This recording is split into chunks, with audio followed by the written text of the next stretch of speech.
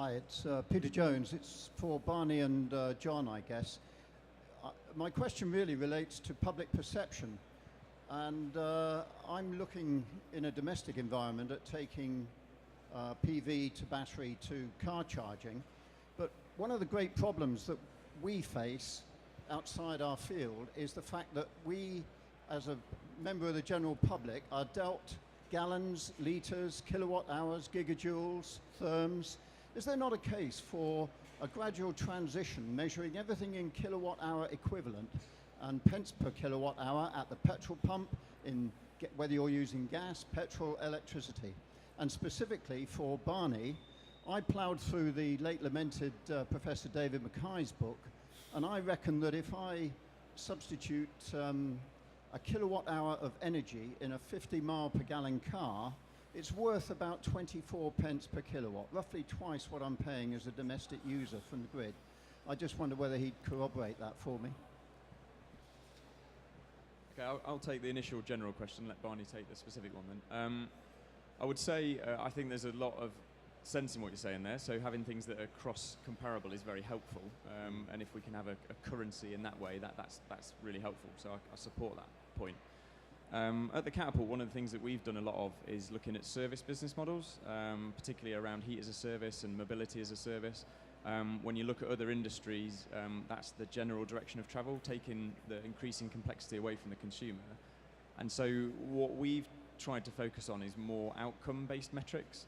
So if you look at miles, essentially in mobility terms, we sell warm hours in our winter trial. So we did a 100-home trial for Bays in a smart systems and heat program.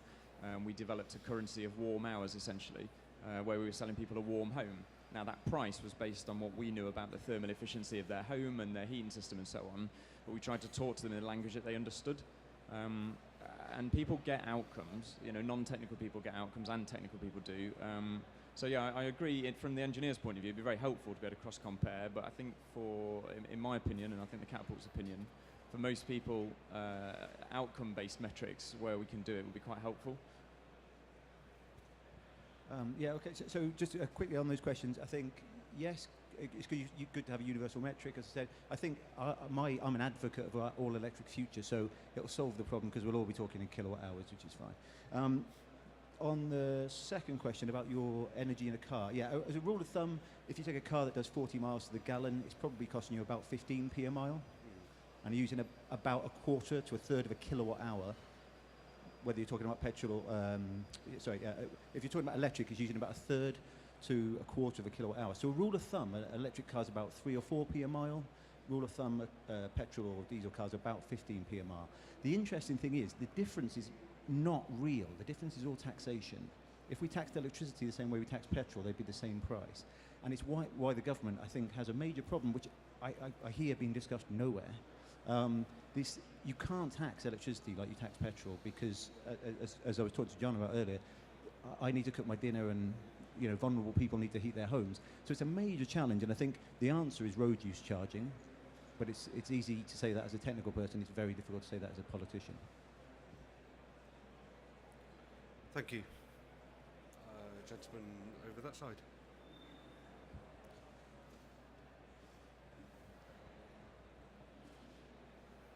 Thank you, Ellen. My name's Toby Bolland. I wanted to ask you, you touched briefly on the vehicle to, so this is the last two speakers, the vehicle to grid. I came here 2 years ago, and on this stand, somebody from Western Power Distribution, where I'm based, said we would be using cars as batteries, whereby we would be storing electricity for the grid and then feeding it back in. I believe I'm right in saying in the southwest we produce a lot more power than we can move up to the rest of the country. So I was going to ask, could you clarify that point? Is there a mechanism for us to use electric vehicles to actually store electricity on behalf of the country and then refeed it back in at peak requirement? Okay, I'll go first. Physical mechanism, yes. Nothing stops you putting energy into the grid, but you shouldn't be doing it out of the goodness of your heart. You should be being paid for it. There's a lot of trials going on, quite advanced trials. I know a guy who runs a company called Indra Renewable Technologies. They're a V2G company that I think OVO Energy bought. And they're doing quite advanced tests at the moment on that. He's essentially taking his house off grid with his car after work each day and charging the car during the day. The problem is the market reforms have wider implications. And so essentially that socialisation of costs means that there's not really enough money in doing it, and there should be. And the same goes for feed-in tariffs, for solar. And it's a big question mark at the moment.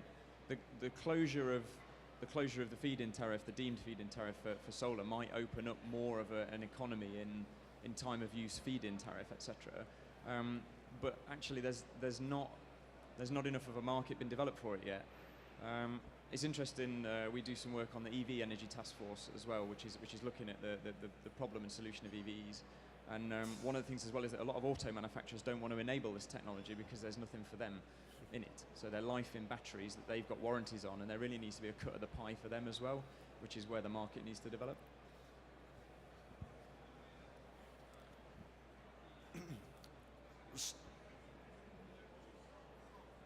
I think you said about curtailing wind turbines, which I think it makes me want to cry, and it's true, it does happen. I think it's usually done on for economic reasons, though, that it's actually cheaper to tell a wind turbine to essentially stop putting energy onto the grid than it is sometimes to actually to keep another plant and get it to switch off, because carbon is not priced as it should be. That shouldn't be happening. I completely agree with you. There's market innovations like Octopus Energy do their plunge and agile tariff work, so they occasionally will tell people that we will pay you to take energy because there's excess. We need to do more things like that. I'm with you completely on that. We've got less than a minute left, so I'm just going to ask if there's anyone who wants to ask a question. Other than that, okay. If you can make them quick, we might be able to steal two. You haven't really touched on with domestic housing. A lot of education needs to go on with the public. I've dealt with the public for years, especially social housing, and people will moan about their bills, but you cannot tell them how to be more energy efficient. They don't want to know.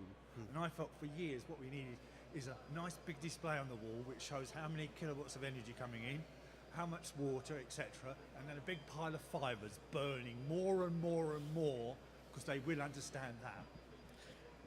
Yes, I think the Energy Systems Catapult and many other people are looking at gamification of energy, and how do you get people to interact with it in a more diligent manner than just consuming things. So very well placed point. Last one, and then we'll wrap up.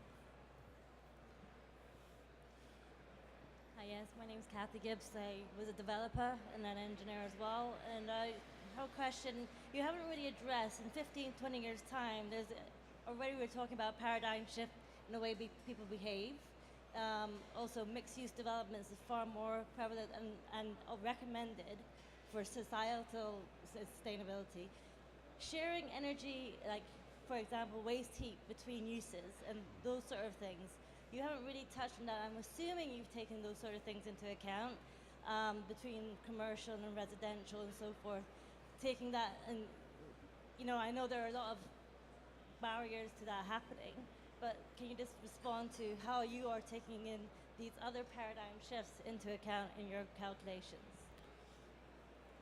Yeah, I think there's that whole energy system methodology that most of the speakers touched on, but probably didn't integrate it into the response that articulated that question. Justin, I'm sure you've got something to say on that area, and John as well, so if you want to respond very quickly, that'd be great.